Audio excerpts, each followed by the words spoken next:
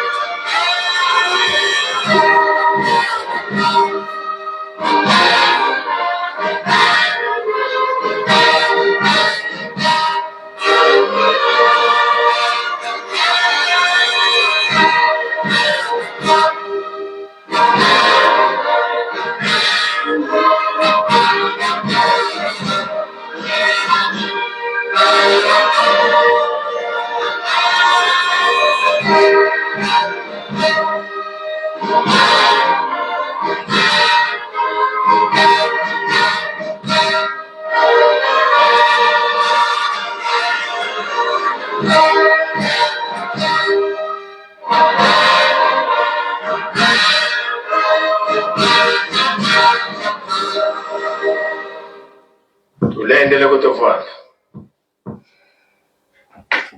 Sedito tata mfumo banza beto bana bakutukulombela bakafulu watusikilikisa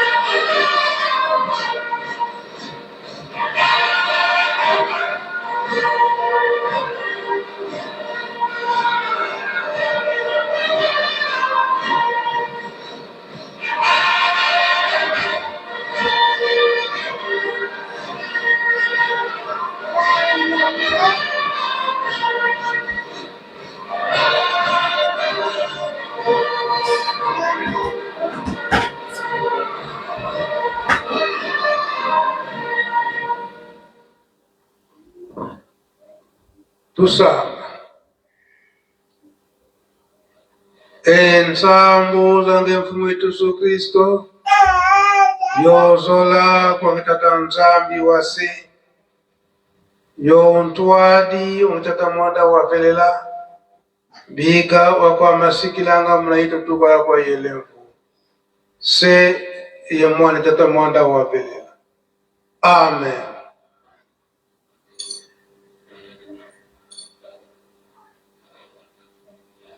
O ngombo ya tata ya mwana pitata mulimo santo. Lelo ezali deuxième journée ya biso bana koriki na libiengami ya tata mulimo santo. Papa Simon Kimbangiangani. La date est le 17 juillet l'an 2024. Mingi ya kubakisa ezali lisusu te. Pamba te na tongo na carnaval na matei nyonso eleki na sika ya carnaval esi topesi ba doléance na biso nyonso epai ya tata mokonzi ya bule. Tata mokonzi ya bule pe a répondre biso nyonso na doléance nyonso topesaki na tata mokonzi ya bule. Moko te azali mopaya. Tala likambo monene oyo tata molimo santo asaleli biso. Banda bokoko tata Simon Kimbangu oyo bakangamaki elongo na papa Simon Kimbangu. Puete bakoka kozonga na bisika bango bautaki ndenge mundele abandaki koyebisa bango bazonga baboyaki kozonga. Kasi awa bayokaki mungongo ya tata Simon Kimbangu ete bozonga oyo bakena ngai bakoki bino bamususu bozonga na bandako bokende kozala tranquille na koyela bino liboke wana yango nde bonsomi mpe ekopesa biso makambo nyonso bakoko bayokaki. Na le 6 juin 1921 na envahissement ndenge bolingo tata nzambe elingamaki teke akangama na mokolo wana mkamba na ntango wana mbanza mbola epanzanaki moto te atikalaki awa. Bango nyonso bamisusu mingi babombamaki na zamba, bamisusu bakendaki kobomba mana bamboka ya musika ya Yerusalemi kaka na kinzumbilila ya Yerusalemi. À partir ya 6 juin jusque le 12 septembre na mulimo mama Mwilu na papa Simon Kimbangu na bambwala misato babandaki koyokana. Kasi na bunzoto mingi bayaki na kati na mboko bayibaki te papa ke wapi pasi na motema. Na le 12 septembre yambo ya kokangama na musika alobaki mongongo. Sambe na ngai otiki ngai pona nini? Sambe ame awe unjambuliti. Voix wana eyokanaka na contre mobimba. Yango mkesalaki banyonso babomba maka na bakati na bazamba na bamboka na yemoko mama Mwilu kolonga na madinga kuna poete bazonga na Yerusalemi. Pamba te bayoki ngongo ya mokonzi na bango. Ndenge moko pe tango totikali na bamboala misato yambo basala likambo na bango bafandi bango misato babongisi. papa dengenda tango koloba oyo lobi papa dengenda konza lengomba yango nde kaka ekosala yango bandimi nyonso bakolanda yango lelo eza komonana na tata mokonzi ya bule papa Simon Kimbangu Kiangani iloba oyo ye akoloba biso nyonso nde tokolanda yango me pasi ekomi na biso bakimbangiste ntango kutu papa azokoloba yo ozali kosekipe na makambo mosusu ngai moko ndenge nazali awa ata kutu nazosala mosala ndenge nini soki papa azwi parole so natika makambo nyonso wana nalanda surtout lelo baradio televizio eza nango nalanda papa akoloba nini biso baconseil na ye tokoki kose contredire te na maloba oyo papa alobi yango tozalaka attentif ya koyoka papa alobi nini kasi biso soki papa alingi oloba ofongoli telefone na yo olanda makambo na mosusu ntango papa kosilisa koloba okende kokutuna na baninga papa alobi nini alobaki kutuni bongo ozalaki wapi tokolanda nani yango na esika wana biso bakimbangisi tosala plus attention na tongo papa alobi apesi biso baprograme nyonso kotala na bambuta kutu na réunion oyo toza nango makambo mingi eza kotungisa biso na kati na réunion papa mokonzi ya bule apesi biso eyano makambo nyonso etikali kaka nini na bakomission oyo tozali na bakas sociaux nyonso oyo toza na yango tobongisa tokende kopesa batata mokonzi ya bule ye nde moto akopesa biso solution bambuta ezali teke biso moko tobipesa solution oyo tokende kosalela ndenge tokotambola ekouta pa ye moko tata mokonzi ya bule mingi bakestion tobandaki kosepose oyo tokosalela boye oyo tokosalela boye ndenge bano bawandaki Kongo tata mokonzi ya bule papa Simon Kimbangu Kiangani tetele dioko katudie mwanzi pasoli linyoko alongoli misisa nyonso na kati na linyoko po ete ekangama biso te misisa wana ekangamela biso te na minu ntango tozali kolia yango tozali bana mapambwa ndenge batata baza kosunga biso ntango nyonso kodirige biso ndenge nini tokoki kosala ndenge tokoki kotambolela yango ngai nani mosusu ekobakisa ezali te ndenge kaka programe apesi biso sikoyo tokobima libanda défilé d'honneur ezala molai te faki na pied gauche sima directement tokota na remise de cadeau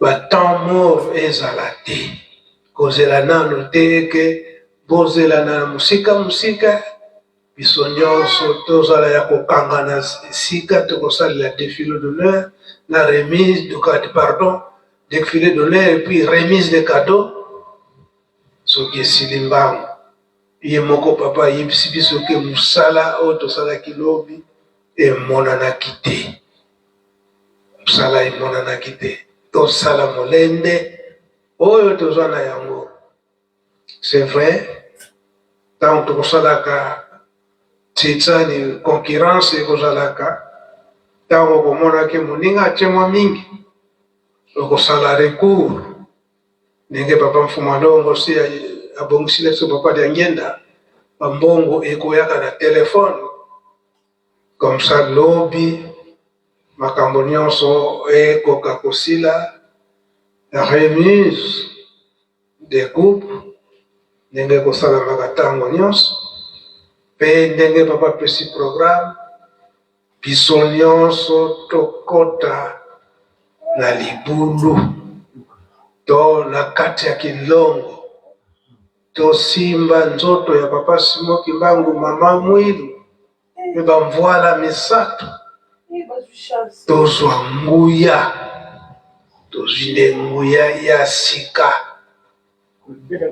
wana nde chance na biso papa Simon Kimbangu Kyangani mokonzi ya bule apesi biso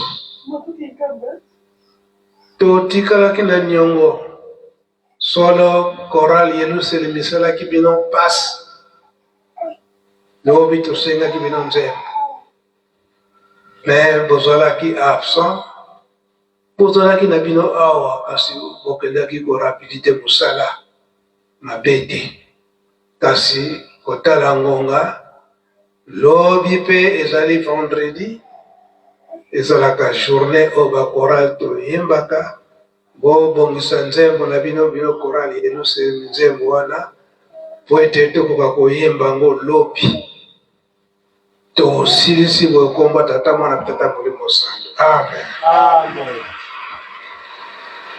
Ika tokubike no moko twatonda lusiamu tutambuli kwa tsileto muzola kwa sei mwana tata mwana velenda mukumbwa se ye mwana ye tata mwana velenda.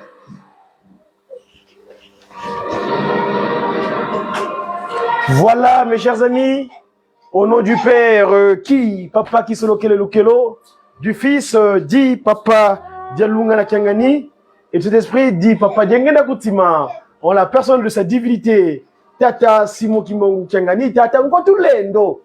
Là, c'était son conseiller direct. Tata Nwengisi Lukufi, ye Tata Kimbangu Kiangani Nkotulendo.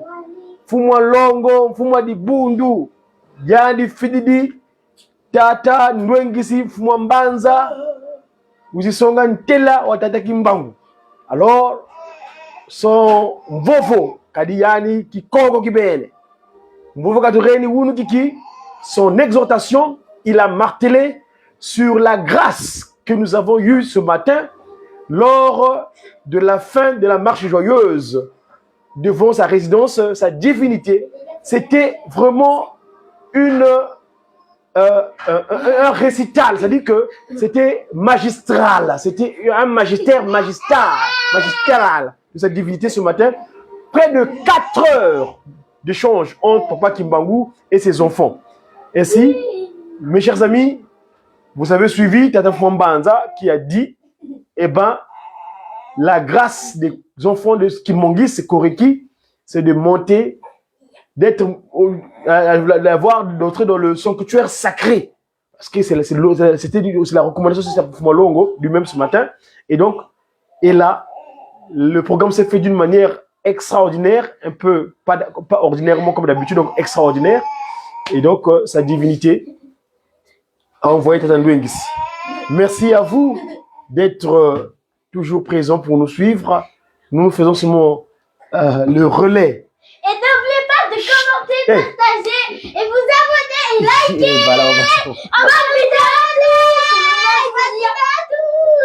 Au revoir les abonnés. Ah, nous sommes allés au revoir les abonnés.